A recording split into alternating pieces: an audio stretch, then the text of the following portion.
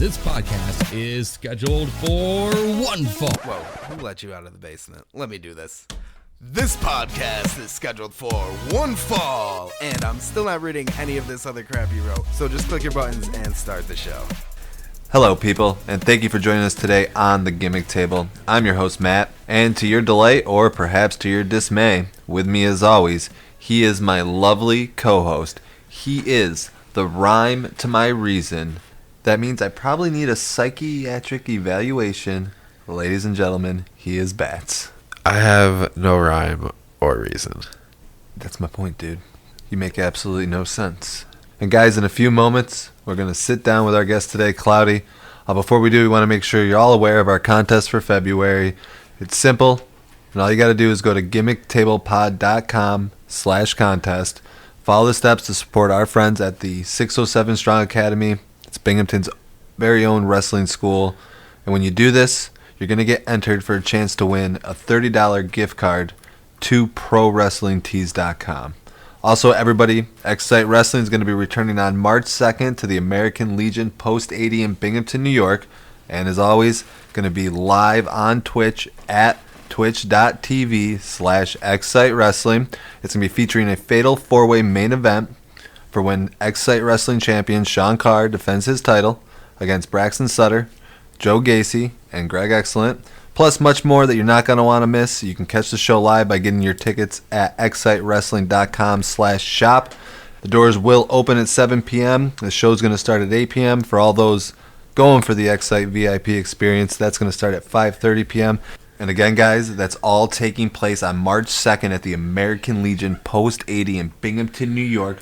But don't worry if you're not from the area, if you can't make it. They're streaming live on Twitch. And again, that's twitch.tv/Excite Wrestling. Support our local guys and enter the contest for a chance to win $30 to ProWrestlingTees.com. I couldn't have said it better myself, Bats. All right, guys, let's get to the show today. So everybody, please join us in welcoming to the Gimmick Table. He is Cloudy. How goes it today? It goes. No complaints, I guess. How you guys doing? Doing pretty well. Thank you for joining us today. Thank you to Austin for helping set this up. And we've had the opportunity to catch you down at Excite Wrestling a couple times. You're very fun to watch, and you're not, the typical size wrestler. You're one of the smaller guys, but you really know how to put on a show. Well, thank you. I appreciate that. I've been doing it for a little while, so I'd like to think I have at least a little bit of an idea of what I'm doing. Yeah, I'd say more than a little bit of an idea. And speaking of that, you have been doing this for a while. But going back to even further than that, when did you first become a fan of professional wrestling? Oh, geez. When did I first become a fan of professional wrestling? I was probably 10. No, I was probably like 12 or 13. My first memory is of Stone Cold Steve Austin, like right when he was becoming pretty much Stone Cold. So I want to say that was probably like 97, 90. I think it was 98. So I would have been 13 when pretty much everybody loved wrestling, and it just became a big thing with all of my friends. So I mean, I guess it's kind of cool again, but it was like the cool thing back in the day. So yeah, I've been a fan ever since like the late 90s. And like you said, that's a lot of people really feel that was the peak in wrestling. And see, I guess it really depends on what you watch, because I personally thought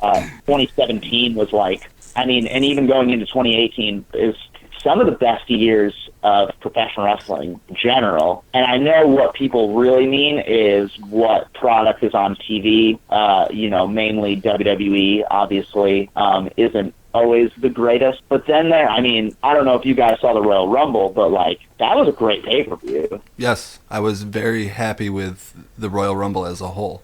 It was actually very relieving for once. Yeah, but I mean, as far as like, even as like the whole show went, like I watched it with like a big group of people, which is not usually how I watch wrestling. We had like a Royal Rumble party, which was which was pretty cool, and yeah, it was a lot of fun. Like, we were all, hooting and hollering, and like, it's always something I look forward to, just because they put so much thought into it, and like the way that it's booked pretty much every year is always so well done. And the fact that there was 2 this year, I think made it even cooler. And I thought they were both, I want to say the men's one was a little bit better. And I mean, neither here nor there. I thought it was just booked a little bit better. But the women's Royal Rumble was still, fantastic for sure. Yeah, I enjoyed like you said, I enjoyed the whole thing. I find myself watching a lot of wrestling pay-per-views, especially the WWE. There's a lot of times when I'm looking at my phone and not paying attention, but this whole show had me, hooked from start to finish. I don't think I strayed away really at all. Like, there were so many. I didn't watch the pre-show. I got in a little late. I thought it started at 8, but I guess it actually started at 7, so the pre-show started at 6. So I didn't see the pre-show matches, which I heard were still pretty good, even though there was no crowd, which is kind of a weird thing that they're doing now. I don't know why they don't let people in to see those matches. I think it's a little strange. The crowd is half of the show. That's really what, if you're watching from home, you really kind of depend sometimes on that crowd, get you more involved into it. If you hear the crowd there, it's going to kind of make you pay attention a little bit more as well. Plus, that's what the wrestlers are there for, is to entertain the fans. The thing that really gets me, because, if I were those guys, don't get me wrong, I've wrestled in front of little to no people before, and it's not a good feeling. So I can only imagine being in, a giant, however, I'm not really good with numbers, but 30,000-seat arena, and there's not even half the amount of people there. It's got to feel even worse. I just feel bad for the guys in the ring, because, it's got to be tough to, work for the TV audience, which is really tough to do, you know what I mean? Right, you can't really interact with them, and it's kind of got to really hinder your motivation there when there's nobody there to draw off. Yeah, wrestling is such a personal, without a live crowd, you don't know what to do. You know what to do, but it's so much harder because it's such an interactive, that's what a wrestling fan is somebody who wants to be a part of the show, and it's just so key to good wrestling that I remember the first time, it's always the big four where they have these super early pre-shows where people aren't there, and I just it's got to be tough. Yeah, like you said, the fans are part of the interaction. You go out there for the fans. If a crowd's interested, you're doing something right. If they're not, you kind of understand you might have to do something different to get them more involved and get yourself over. Yeah, every interview we've done, people say the energy of the crowd is what helps drive the momentum of the match. It's everything. They say that you're able to change the pace of a match by the crowd, and that's definitely tough, but it definitely, having a crowd, you at least know what you're doing right and what you're doing wrong, typically, or at least in their eyes. Well, as long as they're having a good time, you're doing something right. Exactly. That's pretty much, our job is to be entertainers. So yeah, if they're not enjoying themselves, in one way or another, how do you know you're doing your job right? And just because they're booing and jeering you, that doesn't necessarily mean they're having a bad time.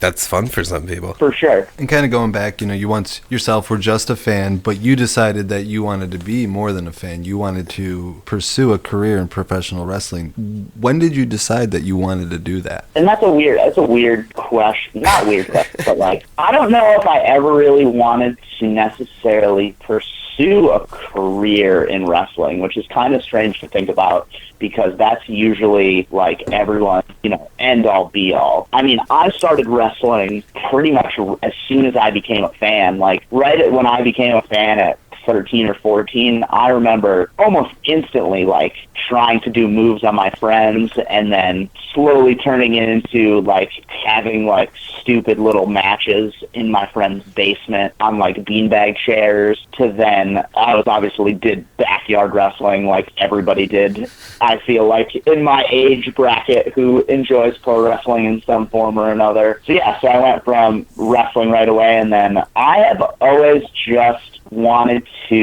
I've just always enjoyed the art of professional wrestling, being able to I've always enjoyed the athleticism combined with the entertainment aspect of it, because I was never really an athletic person growing up. I never played sports or anything like that, but I've always enjoyed action movies and stuff like that. I enjoy stunt work. And I've always seen wrestling as a live action stunt show. And I've always just wanted to kind of do that, and kind of for my own enjoyment to the most part. I just enjoyed doing it, like just having a character, and I've always just enjoyed cool wrestling, I guess is a weird way of saying it, but like flashy stuff. Like Rey Mysterio Jr. is probably my favorite of all time, and I mean, he's one of the greatest, obviously, and just the cool stuff that you could do. So yeah, I mean, I've wanted to be a wrestler, I mean, ever since the beginning. And then I started doing backyard and came across someone who was a part of like a younger, I don't want to say child's league, but like it was like for younger kids, but you could train at the wrestling school. So I started training to be a wrestler when I was 16, which is obviously it's kind of illegal, I think, but I mean, they let me do it, so I wasn't going to argue with them. I mean, you're 16. You're not getting in trouble for it. No, yeah, I mean, and when I was 16, like, I didn't even think about it. Like, this was in a different time period where, like, I don't know, I don't think it was as big a deal. And like, I did shows when I was 16. I don't think the crowd paid, though. I think that was the way they got around it, is that they didn't charge people. It was like more of a showcase. And where I trained originally, the ring was always set up, so it wasn't like at a building where you had to go to. It was just at the training center. So yeah, I started performing on shows in front of crowds. Yeah, I mean, probably when I was 6, maybe 17. I can't remember exactly how long it took me, but yeah, very, very early. It was almost love at first sight with wrestling, really. Oh, it was, yeah. It just, everything about it. I'm a big fan of stories and like getting immersed in something, and just everything about wrestling is just everything that I enjoy about, I don't know, life, really. Like, I enjoy, like, that it's not, the word real is so silly or fake or anything like that. It's just like the performance aspect of it, yeah, has always just caught my attention, and it's just been something that I've always been drawn to. Well, see, like you say, that word "real" is funny, but the way, I don't know if you heard any of our other podcasts, but the way I kind of see it is it's like an extreme sport. People practice those moves, they do those moves live in front of a crowd, but if they mess up or they're not technically sound, they hurt themselves. Oh yeah, I mean, yeah, dudes hurt themselves all the time. Yeah, like, it's funny that you say that. Like, as we're talking right now, I'm watching wrestling because, I mean, why wouldn't I be? I'm watching the most recent NXT show, and TM61's on right now, and the one dude from TM61 like blew out his knee. That's about as real as it gets. So it is, everybody knows what wrestling is nowadays. Like, it's a performance art, and anything that you do that you put effort into is it's definitely, it's an art form more than it is a sport, in my opinion, but that doesn't make it any less athletic. No, and it's live entertainment. Like when a band plays, they don't go out there and play a song for the first time. They practice that hundreds of times. Yeah, exactly. But even with the whole, saying it's a performance art, it's still a sport. It might be one of the most difficult sports if you think about any other sport, really. What, you got football that's 16 games, baseball's 180 something, but baseball you just stand around half the time. Hockey's got a lot of games. But I mean, wrestlers are out every single weekend for a full year. Right, year round. The thing about hockey is, yeah, they definitely have a lot of games, but they also have a lot of padding and a lot of, switch out. You're not always necessarily on the ice, and like, you definitely have downtime, and those guys get hurt too, and they're beat up and everything like that. I was just listening to another podcast. What was I listening to? I can't remember what it was, but they were talking about the old days of travel, where it wasn't even just weekends. It was like, they were talking about, like, you were on the road for like 27 days out of the month, and I'm like, oh man, I can't even fathom that. That would be so difficult. Like, you would be so beat up. I can't even imagine. Like, the dudes who paved the way for what we do now, like, those dudes were badasses. Yeah, man. I mean, even today though, you guys have to go on the road, but you also have to, usually have jobs, and people have lives outside of wrestling, so you have to balance that as well nowadays. Professional athletes, all LeBron James has to worry about is basketball and taking some photos for some sneakers.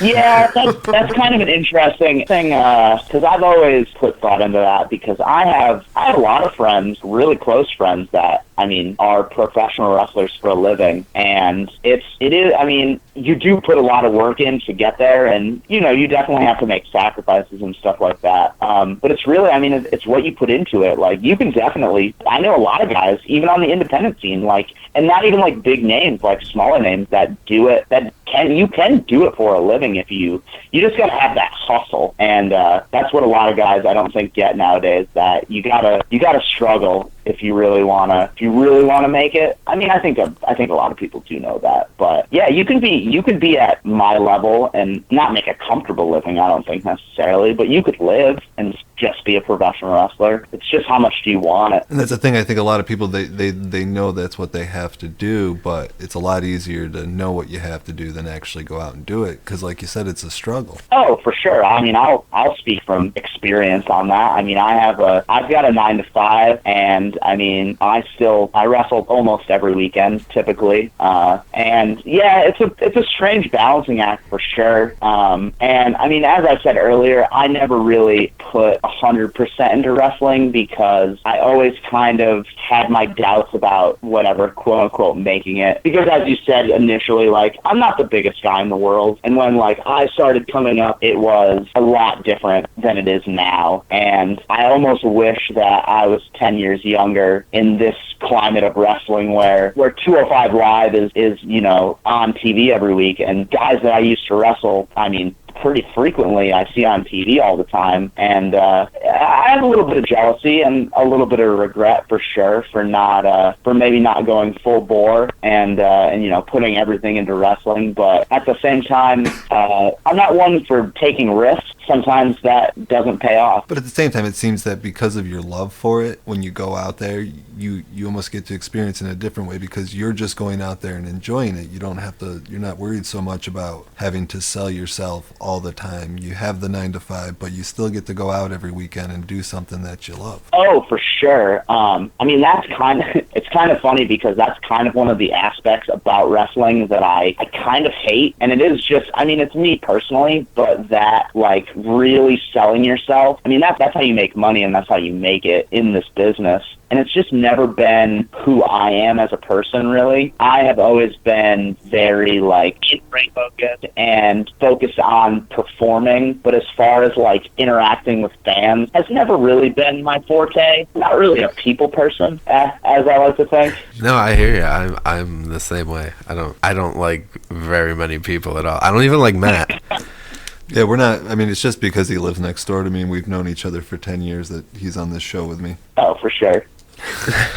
It's like I asked my boss at work the other day, I was like, do I have to socialize with my coworkers? I was like, I'll still talk to my employees and be really friendly with them, but like, people start talking to me about their lives, can I just walk away if it's not work related? And he's like, yeah, I guess you could do that. I was like, I feel like I'd be a much happier employee. I'll get a doctor's note. Yeah.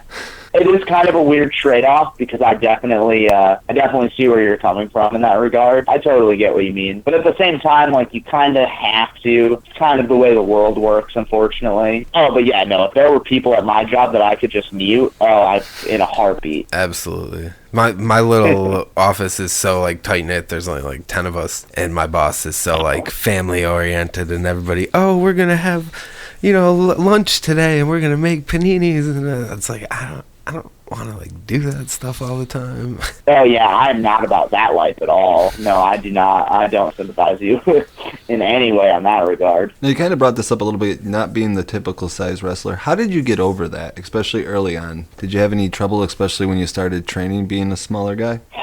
I'll be honest with you, I never really thought about it. Like, it never really affected me, I don't think, as far as, like, training went. When I started, like, early on, a lot of the guys that I trained with, I mean, weren't that much bigger than I was. And then, I mean, like I said earlier, Rey Mysterio Jr. is, you know, one of my favorites. And if I'm not mistaken, I am actually slightly bigger than he is. So I always kind of, like, hung my hat on that fact that, I mean, he's one of the greatest that's ever done on it. And I mean, if he's that small, like, then there's no reason that I can't do it. And I think that I always kind of kept that close to heart, and it never really came up. I mean, I've obviously always been, it's like this size, so I've never lived any differently, so it's just who I am. I mean, did I get mocked and whatever, like, have I heard every short joke in the book? Sure. And, you know, growing up, that's kind of a pain in the ass, but, like, you know, when you grow up, you get over it. And I'll be honest with you, it might almost be one of the reasons why I got into wrestling, to almost prove that it didn't matter, because it never, I mean, in my mind, it never did. And I don't think it ever really, I don't think once I finally got in, I don't think it ever was an issue. No one ever had, I don't think I've ever been told that I was too small to do something. Well, it's definitely good. You know, sometimes I know we talk about that, you know, typical wrestler, what they're supposed to look like, what people want. But it's good that you didn't have to deal with that, and it didn't, you know, prevent you from doing something that you really love. Yeah, like one of my first matches ever was a 3-on-1 match where the three of us were probably combined the same weight as the guy we wrestled. Been in a lot of instances like that. I mean, even last year, I was in like a handicap match or two where, you know, it was two smaller guys against a bigger guy, you know. But that part of wrestling is one of the aspects that I enjoy, is that you can tell those stories, and, you know, you can't take that stuff to heart. Like if I started and they were like, oh yeah, you're gonna have a 3-on-1 match, and I was like, oh well, I can't do that because that's stupid, or I don't want to do that because I would rather do something one-on-one. I've always taken every opportunity that I've ever had and just made the most out of it, because, you know, that's how you get anywhere, really, in anything, whether it be in wrestling in particular or anything, is if an opportunity is presented to you, you make the best of it, and you're only going to look better for it, and you'll eventually, you know, get the things that you want. And I mean, I've done some really cool stuff that I definitely can hang my hat on, that were one-on-one matches, that if I didn't take those sillier things early on, that maybe I wouldn't have had the opportunity to do. Yeah, attitude is everything. In this business, for sure, like, being liked, and I don't even necessarily mean by the fans, I mean like in the locker room, by promoters, by other wrestlers, I think that is sometimes more important than, I mean, you definitely still have to be talented, and you definitely still have to be able to deliver, but in this day and age, there's so many guys that can deliver, like, and, you know, most shows only have, 8 to 10 matches on it, so you're thinking, I don't know, 40 guys at most on a show. So it's like, if you don't have something else to offer a promoter or a promotion, and I don't necessarily mean in the ring, I mean like personally or, you know, professionally, you're not going to get anywhere. So yeah, you gotta, you know, take what people give you and make the best of it, and they'll see that, and more opportunities will come from it. Yeah, some of your most memorable moments or some of your biggest breaks can come from just random opportunities. We've definitely heard that. Oh, I feel like everything that I've ever achieved in wrestling has come from a random opportunity that I took and I ran with it. Like any stupid idea that someone puts in front of you, if you put enough thought into it, you can enjoy it yourself, and you can make people appreciate it. And I think that's a good outlook for anybody who's listening, especially who is interested in getting into professional wrestling or is, you know, new to professional wrestling, that, you know, if you go in there with the right attitude, people are going to be more willing to help you, to give you opportunities, and want to see you grow, opposed to where if you go in there with a bad attitude, think that, you know, you're better than you are, you might learn real fast that it's not going to work out in your favor, and you're going to end up probably bitter and slighted about things. Right, even if you're given the opportunity, if you're not prepared for it and you can't capitalize on it, it's not going to work out for you. Oh, I've seen it time and time again in both instances. Where people come to train and they already think they know everything, and right off the bat they're rubbing people the wrong way. And I've seen these people who are ultra talented, sure, and they know it, and like that's kind of the problem, is that, you know, they're full of their own shit, and like you can be, and it goes back to what I said earlier, is you can be as good as you want to be, but if people don't like you, they're not going to want to be around you. So if you're just starting off and nobody wants to, you know, bring you on the road? How are you going to get to shows? Like, how are you going to get to meet people? So yeah, you definitely need to have, you need to be humble. Like, being humble is like one of the most, is the key to everything, like in life. I feel like not wrestling is a huge thing, but yeah, just appreciate what you get and make the most out of it. And if you do, only better things can only come. Exactly. You got to, appreciate everything. I think we live in a day and age, especially where people assume that they're automatically entitled to things just because it's what they want. Just because you want something doesn't mean you can have it. You got to go out there. You got to put the work in there. And with wrestling, being humble is part of putting in that work, Oh, 100%. I mean, even this to this day, like, I'll have, moments of jealousy or thoughts where I'm like, well, why isn't that me? Like, I've put in my time, and it's, there's a reason. Like, they worked harder for it, or they were in the right place at the right time because they were traveling or they were doing something, and nobody deserves anything. It doesn't matter, and you just got to understand that you got to work hard, and you got to put in the time. And it's actually, I feel like it's a unique attitude that you have, that you're kind of almost able to, when you're thinking, why isn't it me, you kind of take a look from the outside in, and you say, and you can figure out logically that, okay, they're getting this opportunity because they worked hard for it. Oh, for sure. Like one of my good friends is Dalton Castle. Like, I watched him have his first professional wrestling match ever, and now he's the Ring of Honor World Heavyweight Champion. And I don't know another person who works harder than he does. And a lot of people are like, man, he's gotten really far in such a short amount of time, and it's because he busts his ass. Like, he puts a lot of work in, and it puts a lot of thought in. And do I sit back and I go, man, I wish that was me, and like, man, I have more time in the ring than he does, but like, there's a reason why he is where he is, and he's fucking awesome at it. Yeah, and like we've said, a lot in this episode, it's how much you put into it. It's how much of yourself you're willing to go out there and put into it.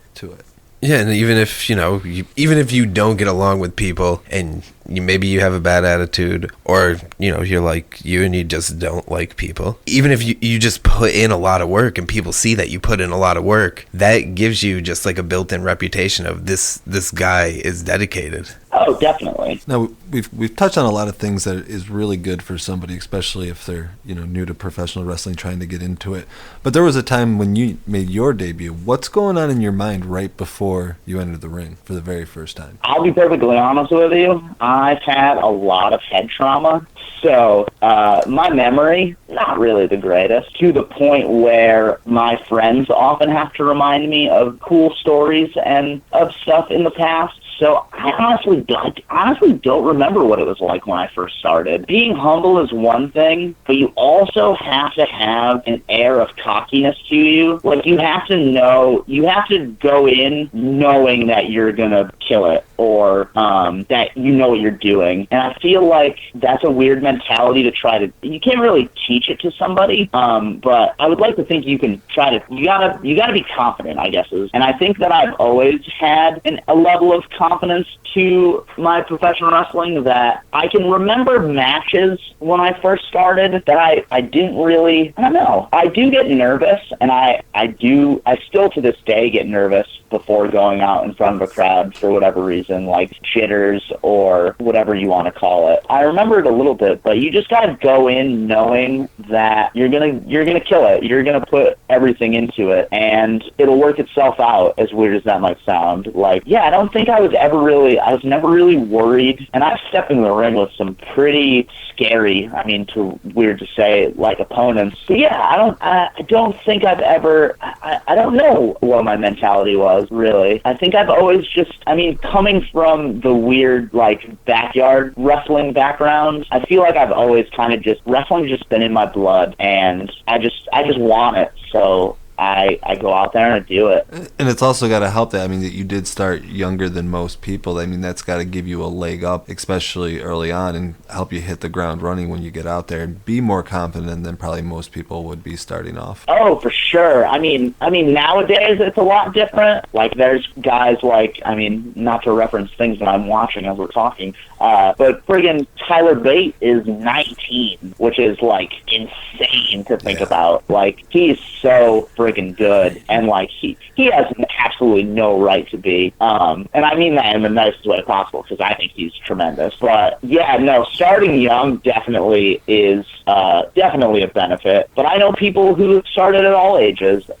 Like I started with Bobby Fish. Bobby Fish didn't start training until how old I am right now. I think he started wrestling when he was 31, and like he just got signed. Like it's weird, but you know, I don't think it necessarily, like, age really matters. I mean, it definitely helps, but people are different, and some people want to get things accomplished, or they want to do other things before they start wrestling. I definitely think it helped me a little bit, but, you know, I think everybody's a little bit different. Everybody's got their own path to take. Oh, 100%. Now, you've done very well both, you know, in singles matches and tag competition. Do you have a preference there for either? That's a really interesting question. I kind of go back and forth. I mean, I love tag wrestling to no end. That's really how I feel like I made my mark. It's what I was known for the longest time, with me and Cheech and Up in Smoke. That was how I really, like, paved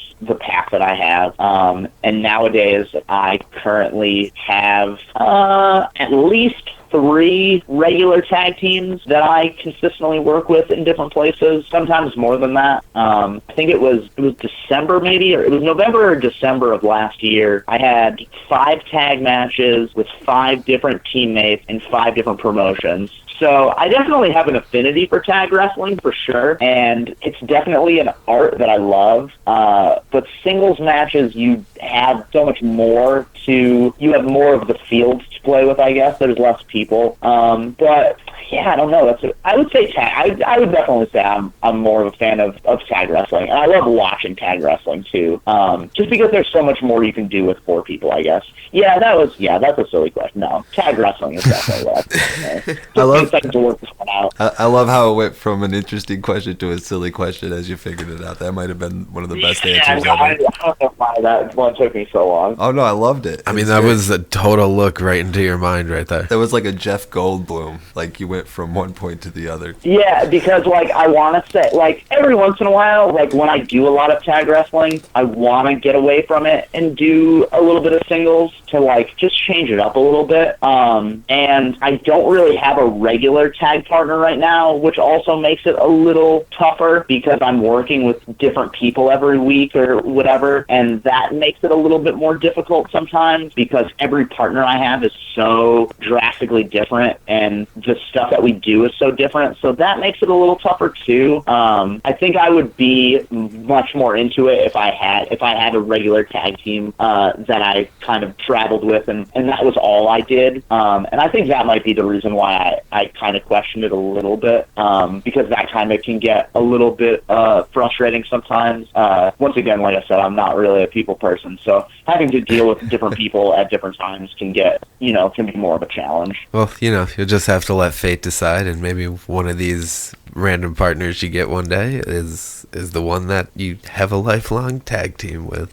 Yeah, it's interesting because I mean, in Excite, like you said, me and Isis have been teaming now for a little while, and I think that one's going. I think we're doing really well. I'm looking really forward to March 2nd. Our match hasn't been announced yet, but I've heard some things from the office about some potential opponents, which is exciting if it all pans out.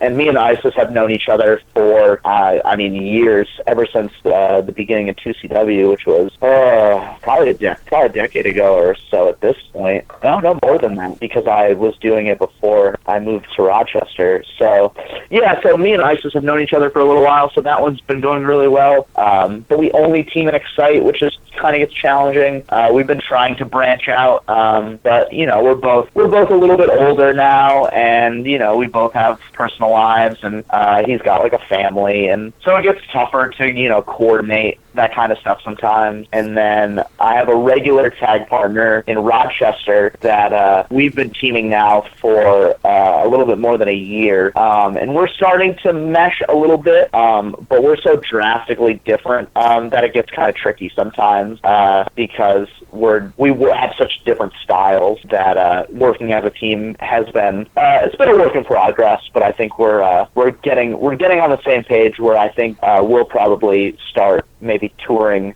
with that a little bit more if the opportunity arises. Yeah, the one thing I wanted to say was it's cool that you have the ability to work with so many different people, and you're also willing to put in the time. You know, like you said, you've been working with somebody in Rochester now for about a year, and you know, it's starting to get better and better, and you haven't given up on it, even though there is the, you know, drastic differences in styles. Oh, yeah, don't get me wrong. So my partner here, his name is Chris Worthless.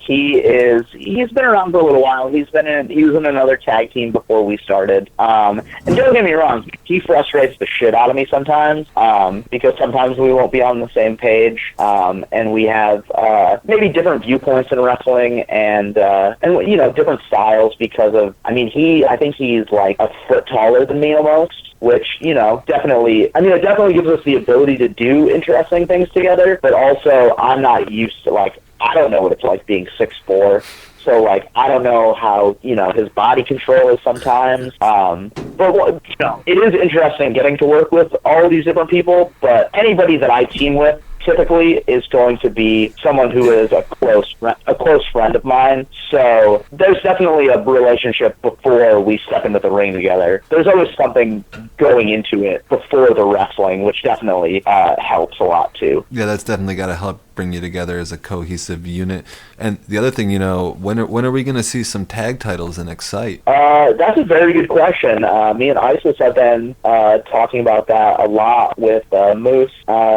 Because I believe right now I think we probably have one of the best win-loss records as far as the team goes in the company. So yeah, we've definitely been vouching for it because I feel like we are high contenders if those belts were to come about. There was some talk a little while ago about a tag tournament, but I haven't heard anything more about it recently. But sometimes the office kind of keeps us in the dark, so they might be moving closer to it. I definitely think Excite would benefit from it, whether or not we're the champs or not. Just to add, because I think there's only one belt in Excite right now, just the heavyweight title, right? Is there any supplementary titles? The international title? I apologize. You're right, Mr. Alexander James. You're right. I forgot about that. So we do have. Yeah, you're right. We do have two singles titles. So I think it's about time that we have some tag titles in that company. We might have to get a petition started on March 2nd going around the crowd. I think that's a fantastic idea. I think me and Isis might start it after our victory against whoever they put us in front of. I'll make sure to bring you a clipboard. I'll bring my own. We'll get two going. Get that petition really rocking. I mean, it is a petition for tag title, so maybe two clipboards is fitting. It only makes sense. Now, how do you normally get over with the fans? You know, you did mention earlier that, you know, you don't do much with the interaction with the fans, but you still got to be able to get over, and like we talked about, you know, getting the vibe for the fan. How do you get over with them, whether it's being, you know, the good guy or the bad guy? That's a really great question. So I've done both. I think I've had probably equal amounts of time being a good guy and a bad guy throughout my career. Being a good guy is interesting because I don't think that is really my natural personality. I don't typically want people to like me as far as like who I am. I don't really care, but that was kind of how I started. I mean, being a smaller guy, I pretty much have underdog written all over me.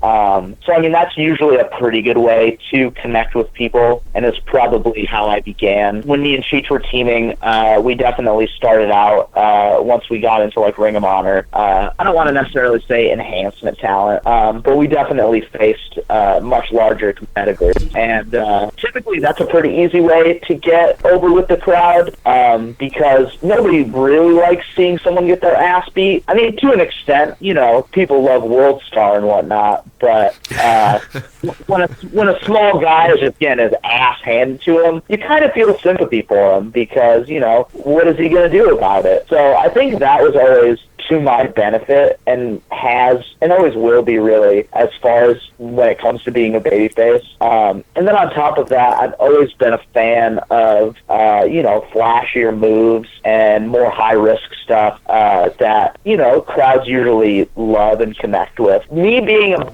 babyface has always kind of come easy in that regard, because I don't really have to do much to get people to like me, because my actions kind of speak for themselves, whether it be taking giant moves, or doing cool stuff that other guys that aren't my size maybe can't necessarily perform as well, because my body control is going to be better than somebody who is a foot taller than me, just because I'm more compact. Being a good guy, I think that's probably the best way to connect with the crowd. And then being a heel, I think that's naturally just who I am as a person.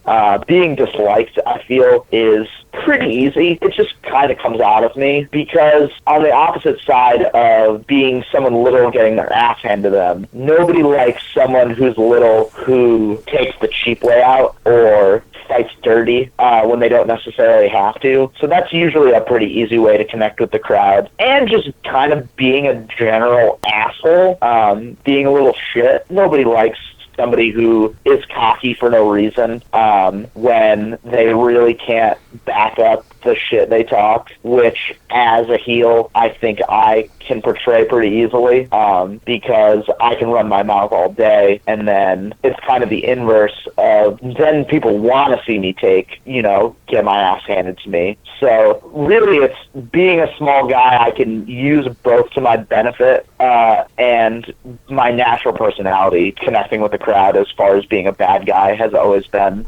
Was definitely more the back half of what I've been doing now. Obviously, I've been majorly despised for the last couple of years, just because I find it easy, and it's much more fun for me anyway. A lot of people we talk to, they say it's a lot easier to be the heel than the face. And it's fun. I think it depends on who you are. I know some people who are natural baby faces, and my buddy Colin Delaney is a pretty good example, I think. Anytime I watch him work heel, to me, I think he's trying a little too hard. And I don't know if that's necessarily because I know him personally, but he's just a nice guy, and people generally like him. So I think he's trying to get people to not like him, which isn't really natural. And he can do it because he's a professional and he's great at what he does. But I think him being a babyface, I think just works. And I definitely get what people mean by it's difficult being a babyface, because it is hard to get people to like you. I know that personally, and maybe that's why I'm as good a heel as I am, because I just don't want to try that hard or whatever it is. But yeah, I think getting people to dislike you is a lot easier than getting people to like you, for sure. Well, definitely. It's real easy to piss people off in any stage in the world, whether it's wrestling, your job, home life, just random strangers. Not that hard. I was going to say, if I went up to a stranger, I don't know anything about them, or whatever. If I spit in their face, they're not going to like me regardless. And that was a real easy way to do that. But, I don't know what to do. Do I give them? What if I give them $20? There's no guarantee that they're going to like me just because I gave them $20. They could be like, "Oh, look at this asshole!" Just thinking giving me $20 is going to make me like them. I think it's definitely on a core level of who we are as people. I definitely think it's much easier to get people to dislike us than it is to like us. And then you just have those strange people who are overly charismatic and everybody loves them. Exactly, yeah, and that was kind of the point that I was making earlier, is that there are these just rare exceptions of just people who, just something about them is just, it's likable, and regardless of what they do, you're just going to like them. And I think that's probably more of an exception to the rule than the rule, but those people definitely exist. Definitely. Now, we kind of touched on this earlier, and I wanted to kind of loop back to it about the whole, you talked about the year that 2017 was in regards to wrestling, and even 2018, not even a month into it. What do you think have been some of the best improvements and innovations in wrestling over the last couple of years, since we really saw, going back to like 1999 and such to now? Innovation. That's a really interesting question. Why is that? I think 2017. I mean, we definitely had some shitty moments, but I think 2017 as a year as a whole is the technological advances and just the advances in society and everything as a whole have just. I mean, everything is just rapidly getting better, whether it be production value or whatever it may be. But as far as I don't know. I think that's a really interesting question. I don't know if anything is necessarily innovative because at this point, wrestling has been in concept around for I don't even know how many years. So I think at this point, pretty much everything has been done. I think everybody just. I don't know. The fact, technology has definitely helped with places being able to get their product out where you can see it. A promotion like New Japan being much more widely viewed and not so challenging to get a hold of, like having to order tapes from overseas or whatever it may be. So I think that definitely has aided in wrestling getting better because there's so much of it that to make a profit or to be seen, you have to be the best of the best. And I think it makes people work that much harder because there is so much of it. Like, there's so much wrestling that in a given week, it would be next to impossible to ingest all of it. So you have to be selective, and to be selective, that's where the best of the best comes out because that's how you're going to get eyes. And with technology, people like myself, you're able to study stuff more. You're able to understand how things work. Injuries can get treated better. Traveling is a lot easier. Yeah, I think it's just the sheer amount of content that is being produced is creating better and better content because people are trying to get noticed and stand out. I think that would probably be the biggest thing, and guys just want it more. It's definitely being an independent contractor and being someone who creates content nowadays is much more lucrative. Guys like Cody Rhodes can leave, the biggest promotion and go on to the indies and make more money than he was making there just because he can, manage his own social media and do his own angles and stuff like that. It's much more personal now.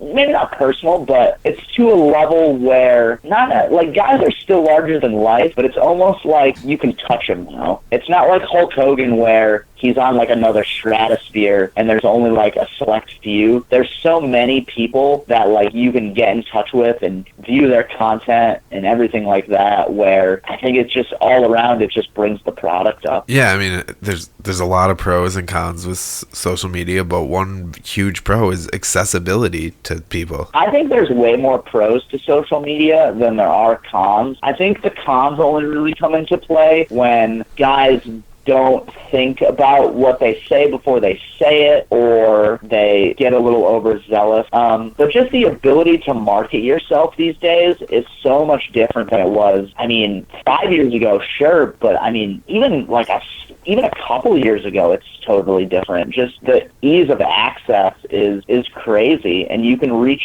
so many people so quickly that it's crazy. Yeah, there's so many companies willing to kind of help you and boost you to get more people. Yeah. You're right. With the innovation, now it is provided variety, and we say this all the time that in this day and age, there's something for everybody. So you're not just, pigeonholed, especially if you live here. Like you said, New Japan, you used to have to get the tapes. You didn't just have to watch, the WWE. You now have variety. So that creates competition. That requires the companies to go out and be fresh and come up with new ideas and make sure that they're not being stagnant or they're going to fail because something better is going to come along. Yeah, that's true. I think that is typically all around. I feel like, I don't want to be that negative wrestling fan, but I feel like WWE still kind of needs a little bit of help in their writing. I mean, I don't follow it as much, and maybe the product is just not for me anymore, or to the extent of which it once was, which is definitely true. I mean, I know they definitely market a lot more towards kids,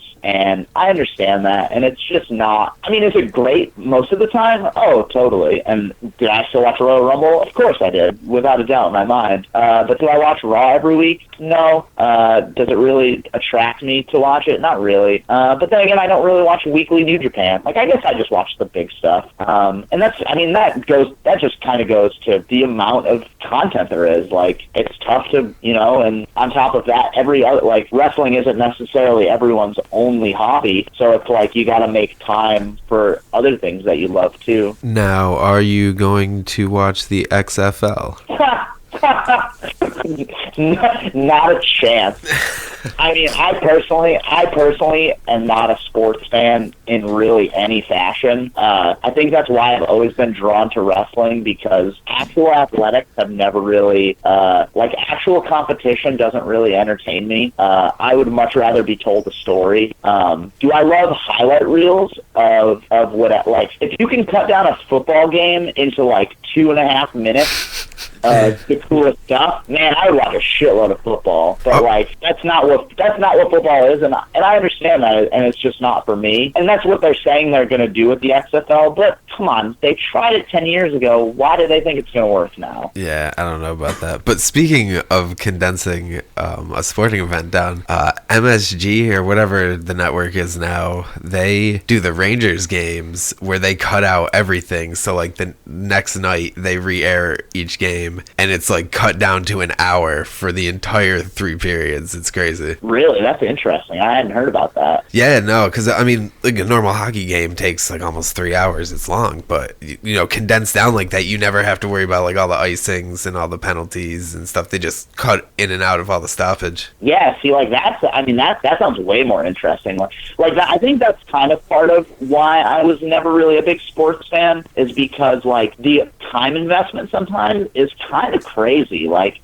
3 hours for a game. I don't know. I mean, I might have some ADD too, to be perfectly honest. So I hear you. My attention span is not that good where I could sit there and pay attention to something for that long. If a movie is longer than 2 hours, that's way too long.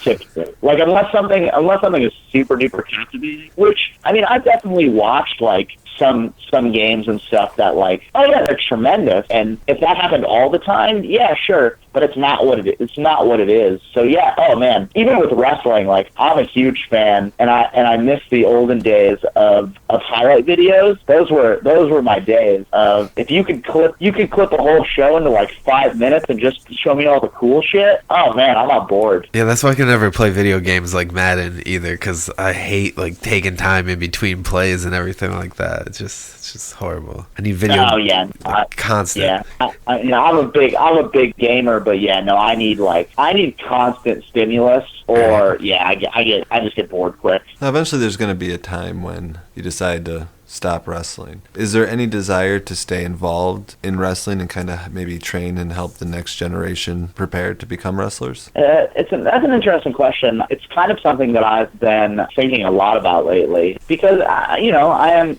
not that I'm old by any stretch of the word, but there is that new crop. When I was really going hard, it was 10 years ago, and I understand that, and I know now that there is that crop of guys that is coming out, and they're 10 years younger than I am, and I understand that eventually that they're going to take my spot. So I've definitely thought a lot about what my continued role with wrestling will be. Right now, I haven't as of late, but we do have a school in Rochester, the Kayfabe Dojo Academy in Rochester, New York, that I will occasionally help train. I'm not a great teacher, though, in all honesty. I definitely can help people, but as far as from the ground up, I don't don't really have much patience. So it's difficult for me when people don't understand things right away, which, you know, is just a sign of a bad teacher. That's not to say anything about anybody else. So as far as like stepping into a role like that, I don't think that's really up my sleeve. If I do stick around with wrestling, and I mean, I'll always have my passion for it, and I'm sure I'll always have some part of it somewhere, probably not to the extent that I do now, but I would probably be more interested in like a producer role. Yeah, more something like that, more production maybe. I definitely have, I mean, not so much as of late, but I definitely juggled around the idea of maybe being like a referee or something like that, where I'm still a part of it, but I'm not necessarily, I don't need to go to training as much or, you know, hit the gym as, you know, as much or whatever. So like that would probably be the first step, would probably be to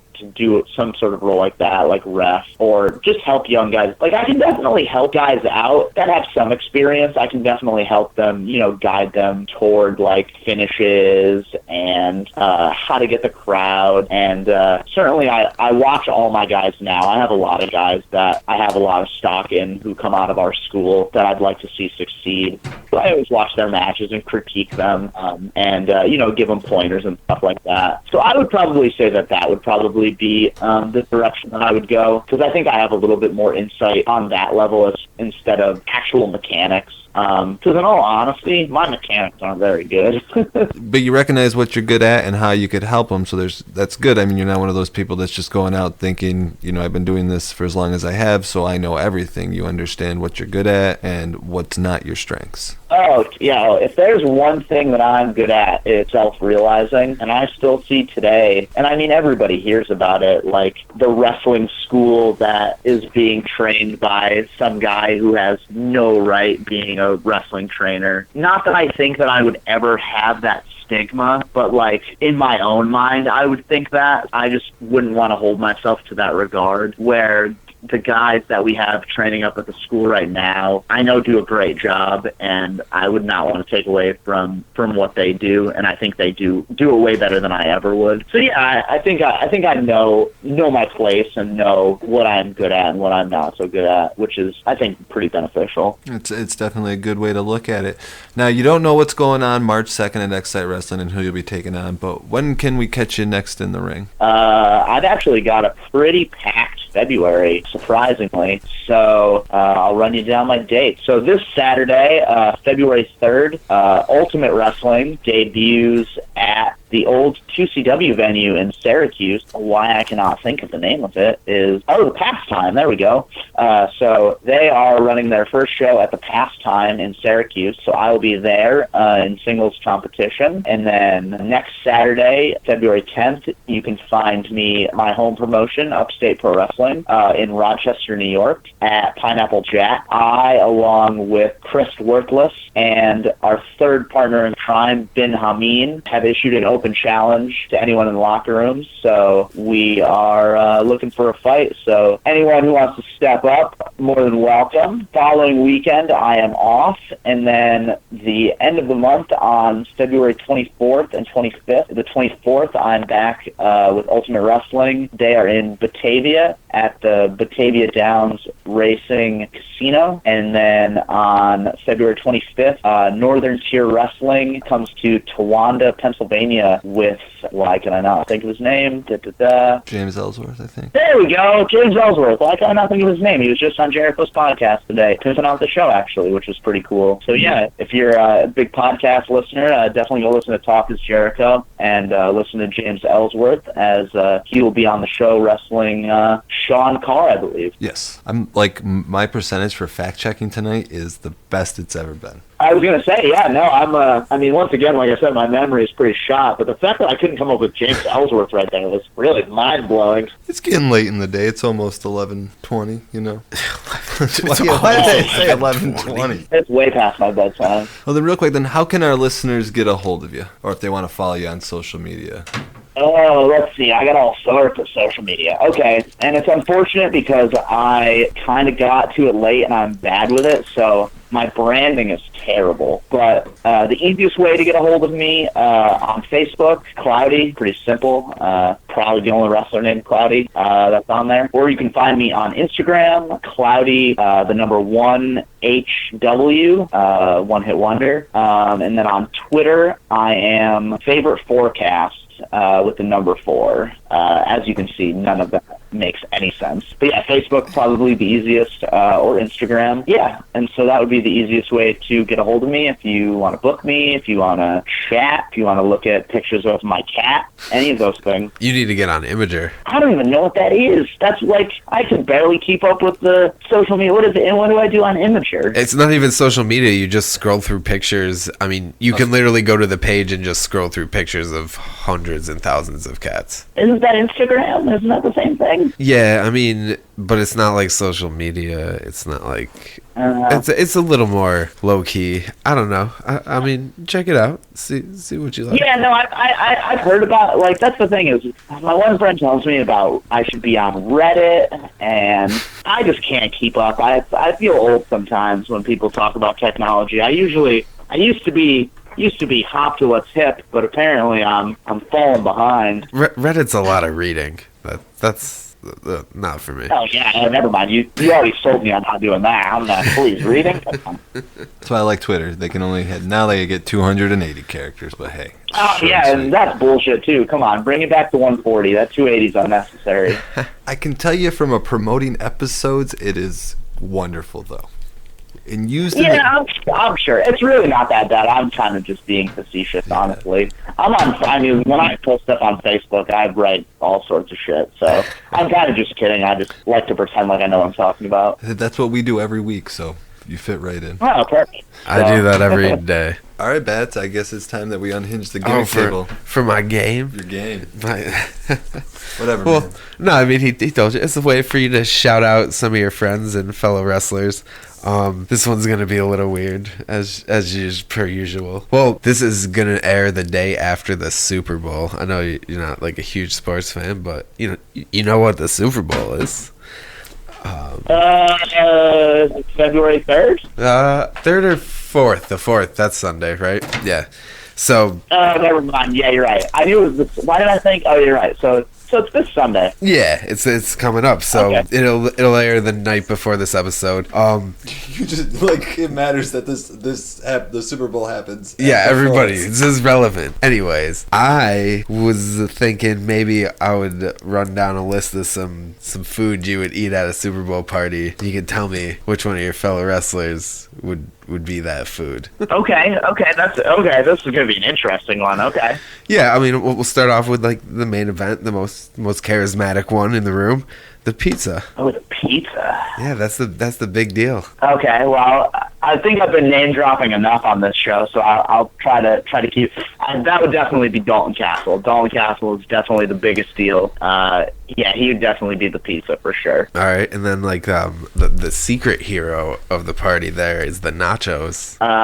So he's kind of a little low key and not as prominent as I think he should be. But my dude, Captain Nick Ando, I think would be the low key. He's a hit, but like you don't really know. You don't really know it until you try it. Right, exactly. All right, so who's the spicy one of the bunch? Who's the buffalo wings? Oh man, who's the spicy one? That's an interesting one. Who would be? Don't want to say myself. Oh, never mind. My dude, Dick Justice. There we go. Yeah. Yep. For sure. Oh yeah. He's got a lot of bite to him. He is as American as buffalo wings. That is for sure. Oh, there we go. Oh, there we go. Perfect.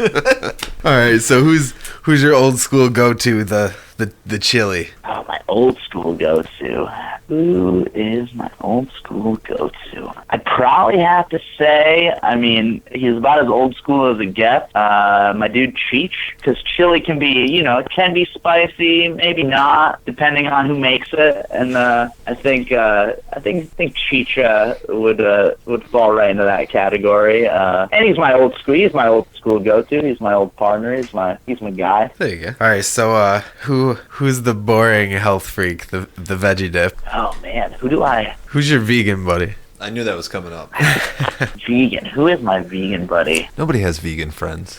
Yeah, only I do. I was gonna say, I would think that I have at least one, but who is vegan that I know that is also a wrestler?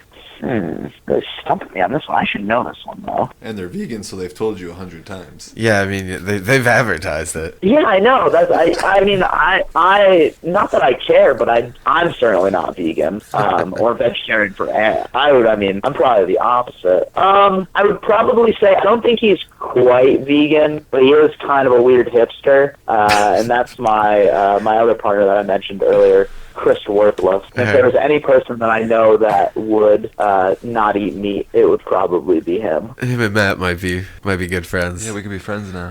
Yeah, like I said, he annoys the shit out of me a lot. So I mean, that would probably be one of the things that he would do to rub me the wrong way, just for. So I became a vegan just to piss you off. Yeah, no, that definitely sounds exactly like him. Now that you say it. All right. I think you did that just to piss me off. Yeah, I did do that. That's why, because I knew how much you loved the cooking. I was like, that's Chris. That's Chris to a T. All right, so who's the deli platter? Who's the meathead? Who is the meathead? maybe just the guy who likes The the guy gym. who goes to the gym all the time. The big meathead. dude. I mean, it's not like a negative connotation. Just like the big dude who. Yeah, I was gonna say I would. I feel like I've named everybody that I would like. Cheech is definitely the biggest meathead that I know, and Dick Justice is also a pretty big meathead. Well, it is a platter, so. Yeah, I'm just trying to think of my guys who I can throw out there. That's a great question. I will. He's actually the complete opposite of a meathead as far as working out is concerned. He is just full of baloney, though. Is my dude Ryan Wagner. Out of Buffalo. Good kid, he's young, but he's just a young, stupid kid. He needs to be a meathead, I think is his problem. I think he needs to eat that deli platter. He's a young baloney when he needs to be an aged hard salami. For sure. I want to cut that out and just have so much fun with that audio sample. It's happening. Yeah, that in retrospect. All right, so the last one here. Who brings the party to the party? Who's the beer and the alcohol of the party? Oh man, I'm glad I didn't drop this name already. Oh, that is 1,000,000% my dude Colin Delaney. 1,000,000%. He is definitely bringing the beer to the party for sure. Nice. I'm glad you left me off on an easy one because I was like, I really hope I'm going to struggle with another one. But no, that one without a doubt in my mind. Everybody's got that party friend. Oh, he is. I mean, we're all pretty party. We're a pretty big party crew, I like to think. But he'll always bring the party up to another notch for sure. Sweet. Well, maybe we'll have to have a huge party someday. Hey, maybe when we put Matt through a table. Hey, now we don't talk about that, okay? We got time before that actually has to happen. So, all right. Well, thank you, Cloudy, for joining us today. It was a lot of fun to pick your brain. Definitely have a very interesting perspective on professional wrestling, and it was a really awesome opportunity for us to get to sit down with you. And we thank you again so much for that. Yeah, absolutely, my pleasure. Thanks for letting me ramble on about all of the stupid thoughts that I have in my brain and giving me a platform for that. Greatly appreciate it. And I guess I'll be seeing you guys in March. Am I right? Yeah, we'll be behind the production table. Yeah. All right, awesome. I'll see you there. All right, man. Quick before you go, just because it's happening, who's your prediction for Sunday? Philly or New England? So I don't care much about football, but I do follow things enough, and I will straight up say, fuck the Patriots. Fuck the Patriots. They are a bunch of cheaters. And at the same time, I do have, not necessarily for the Eagles, but I do have a lot of love for Philadelphia. So I don't know who's got the betting odds, but if I'm going to root for anybody, I'm definitely going to root for Philadelphia for sure. All right. All right, you heard it here, guys. Cloudy says Philly's going to win. All right, everybody. That's about it for us today. We appreciate you taking time out of your day. And a special thank you to our guest today, Cloudy Betts. That was quite an interesting episode. Had a really cool perspective on professional wrestling that we don't really get to hear, but it was definitely insightful. And learned a couple things today. It was cool. Yeah, no, I I personally like his personality. I'm not a fan of people either. Yeah, you're two peas in a pod, I guess. And since I'm a vegan, I guess I'll eat you. But guys, while I'm enjoying these pea pods, what? Oh boy! Wow. Yeah. All right. So guys, make sure guys that you subscribe on iTunes, Stitcher, Google Play, iHeartRadio, or YouTube, or wherever you get your podcasting fix. Or all of them. Or all of them, yeah, that'd be great. And you can also interact with us on social media. You can find us on the Twitter gimmick at @gimmick_table. We're on Facebook and Instagram as well. Just search the Gimmick Table Wrestling Podcast. And don't forget to check out GimmickTablePod.com for all our interviews, cover arts, and contests, just like the contest we're currently running, where you have a chance to win a $30 gift card to ProWrestlingTees.com from us just for supporting our friends at the 607 Strong Academy in Binghamton, New York. And again, all you got to do to enter for your chance to win, go to GimmickTablePod.com/contest for all the details. Well, folks, it's just another Monday, and thank you for spending it with us and our really cool guest, Cloudy. And everybody, either the Patriots or the Eagles won. Matt, hopefully you cut out whichever one I said was wrong. I'm gonna cut out the right one, so you look like an idiot. Well, Well, that's not gonna be hard, anyways. They Yeah, already just hey, listened to the whole episode. They know you're a fucking. Their idiot. cups are already overflowing. We'll see you guys next week if you still want to listen to that idiot. But I'm pretty smart, so everybody be well and be safe. See ya.